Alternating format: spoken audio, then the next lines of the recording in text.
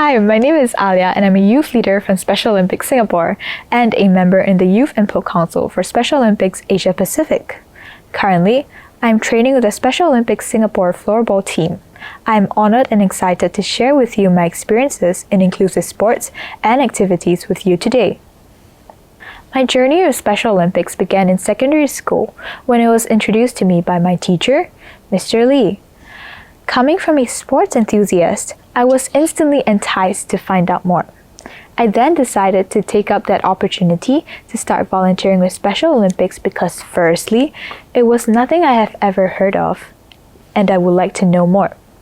Secondly, I felt that it was a cause that I could finally contribute to and pour my heart into. Subsequently, I gathered a team of volunteers from my badminton CCA who were like me, intrigued by this idea. We attended training at the Special Olympics Badminton Outreach on every Thursday, and you'll see a team of us on screen right now. And I would also volunteer at the Young Athletes Program on every Saturday. It was my first time officially volunteering, which was why, initially, I did not feel confident and I was wary. Thankfully, in no time at all, that feeling eventually wore off as I grew to be more comfortable amongst my fellow volunteers and athletes. I was finally able to enjoy and fully immerse myself in the outreach. I forged bonds and built friendships with people of all ages and varying capabilities. People who I would have never encountered if I had not attended the sessions. Upon much reflection, I realized that not only was I helping the athletes develop their badminton and motor skills, but they were in turn also enabling me to improve my interpersonal skills. I then graduated from secondary school and was no longer volunteering with my schoolmates. That was when I decided to venture into the Athlete Leadership Program by Special Olympics Singapore. It was something out of my comfort zone. It was definitely not easy turning up for the sessions at first. I even remember considering withdrawing myself from the program. It sounds so unbelievable when I think about it now. Back then, I was always terrified of speaking to many people at once. And when I say many, I mean 5 people. How could I possibly become a leader? Now, that was where I was wrong. I was fortunate enough to be grouped with other athlete leaders who were at a similar phase as I was, unconfident and reluctant to embark on unfamiliar projects with people we barely knew. However, just weeks into our sessions, we had already created a bond with one another and naturally created a safe space for everyone to learn without the fear of being judged. We learned to fail, to pick each other up, and that enabled us to learn and improve so much. We witnessed each other grow into courageous and passionate leaders, ready to serve. Needless to say, I am extremely thankful to have been a part of such an uplifting group. On screen, you'll see 3 other athlete leaders with me, and that was actually the very first session. It was terrifying for me to ask for a picture with them because I had not known their schools or what they did or even their age.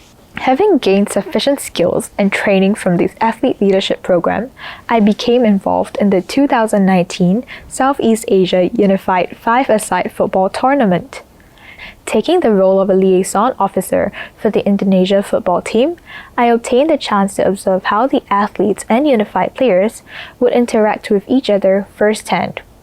This was particularly compelling for me since all I have ever seen is, well, the Special Olympics Singapore team. And now I get to view teams from all the other nations. From watching match after match, I came to understand that despite their individual differences, the players in the team were able to communicate well, and it was due to the friendships they have built along the way. What fascinates me even more is that those fellowships I saw before my eyes started from a common sports interest they all had, in this case, football. On screen, on the left you see the female football team, and on the right you see the male football team. Currently, I'm an active member of the Regional Youth Input Council for Special Olympics Asia Pacific. I work alongside 5 other youth leaders from other countries, and just last year, we were fortunate enough to be able to lead a webinar series using Zoom, which aimed to strengthen people's mental well-being and build community during the COVID-19 pandemic. On screen, you'll see the youth leaders, including myself, and it was actually one of our very first meetings together. One of our more notable projects we conducted was the 1000 Cranes for Inclusion webinar, in collaboration with the Regional Athlete Input Council. With this webinar, we had aimed to promote inclusivity and togetherness along with the symbol of hope and healing represented by the Sen Bazuru, which is the 1000 Cranes legend. Jack, Hanako, and myself led this project intended for the Asia Pacific region, but were pleasantly surprised to find that we were joined by participants from other regions like North America and Middle East. I think I can speak for the whole of the Regional Input Council when I say that we were truly heartwarmed by each participant who gave us their time to join our humble webinar campaign despite the unfavorable time which the webinar was held at due to different time zones. On screen, you'll see on the right side our participants for the webinar. Here's a video of just some of us to close off the 1000 Cranes for Inclusion campaign.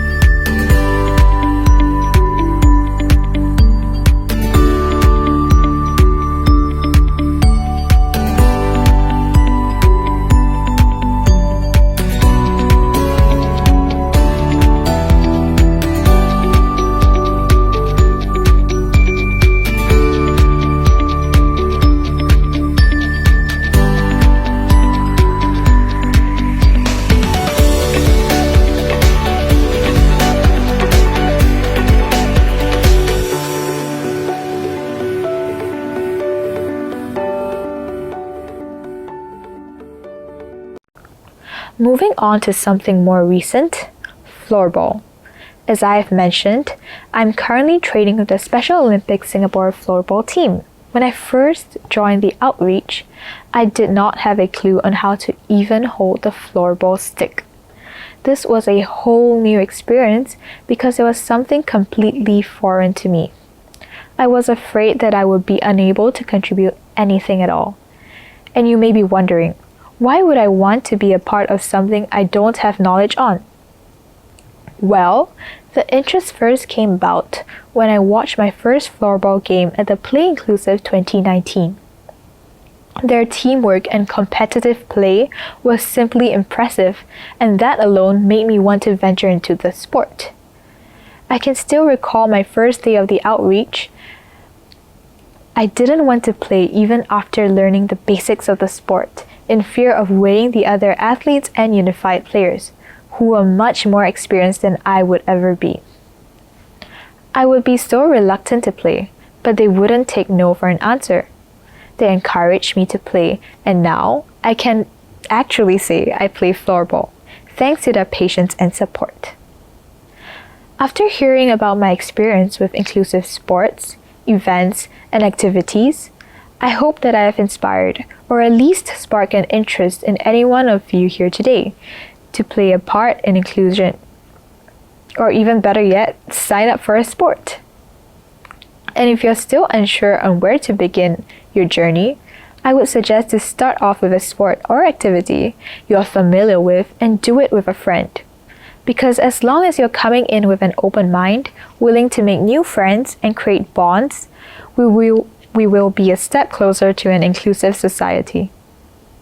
On screen, you'll just see a few photos of other athletes, volunteers, and athlete leaders, and myself in different events. With that, I would like to end off with a quote I started off with. There is no power for change greater than a community discovering what it cares about, by Margaret J. Wheatley. I hope I have inspired anyone at all, and thank you for listening.